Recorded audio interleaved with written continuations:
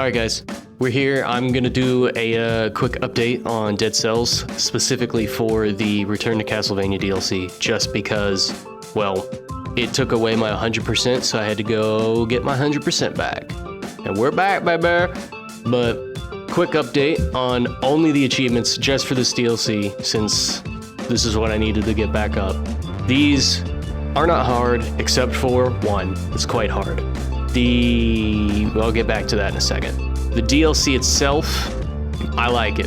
It seems like it runs kind of in two little sections. You seem to be able to choose which part of the run that you want to do it in, and it's kind of a mixture of different paths. A lot of the previous DLC was either in the front or in the back half of the run. This one can be in both, and it's varying in difficulty depending on whether you tackle it early or you tackle it later.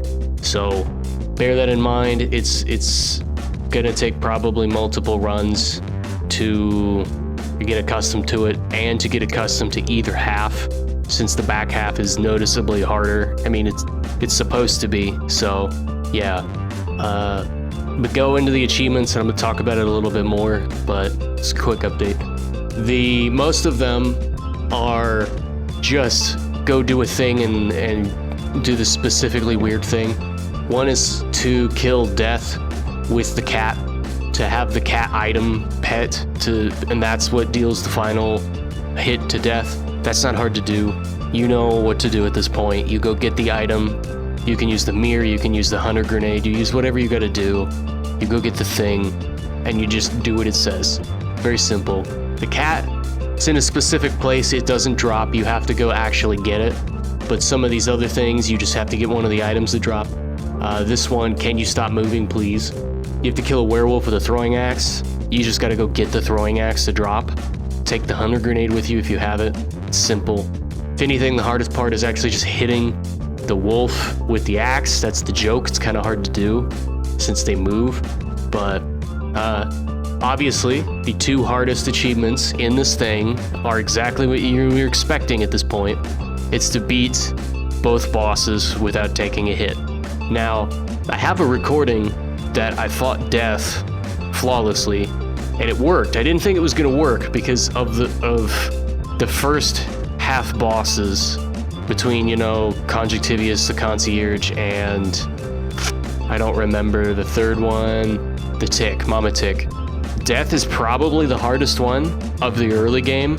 He's a lot closer to me to the Timekeeper than he is actually a first round boss. But he's predictable. It's any boss, they're all bosses, it's a matter of you just play them and you get it.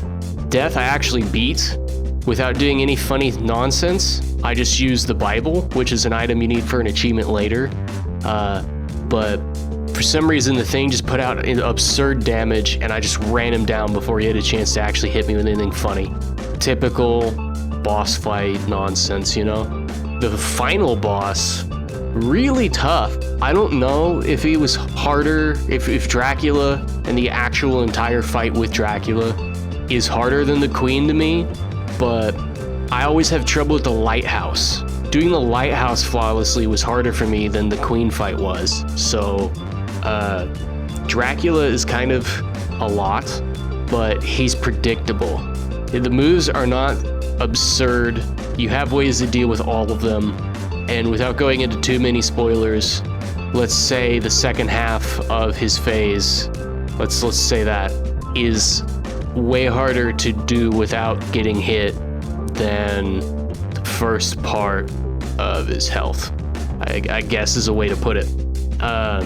If you're running into trouble, you can absolutely pause the game, save the game exactly into the state that it's in, copy the file using the little game browser, and then you can just do that bit by bit. I would definitely not recommend doing that in all scenarios, but to a point, it will help you. It makes your life a lot easier. That's how I did the Dracula thing, because that boss fight's a lot more drawn out, and it takes a long time to get to it, and I don't have that kind of time anymore. I don't care. I just wanted my 100% back. I'm not trying to be super braggy and just tank the guy. But save the game. If you need to, save it in between like sections of the boss fight even. It will let you do that. You could say that's cheating because you're not just doing it in one go, but frankly, who cares? That is a very, very hard achievement to do otherwise, and it would take a lot of running to the end of the game and practicing just that boss fight, who right now is not in the practice room.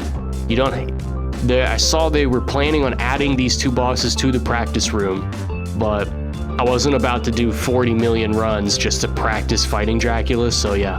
Feel free to do the save state, it doesn't matter. Just play the game.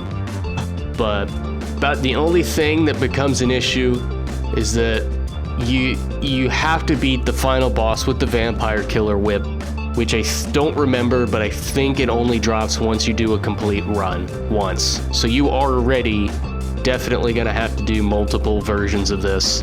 And like I said, the game only lets you do some of it. You only get a choice between early and late game. You don't get to do it twice. You can't fight Death and Dracula in the same run. So you were gonna have to do multiple runs anyway. It doesn't matter how you want to do it, but I like these levels. I think these levels are fun. Some of them are definitely much harder than standard levels.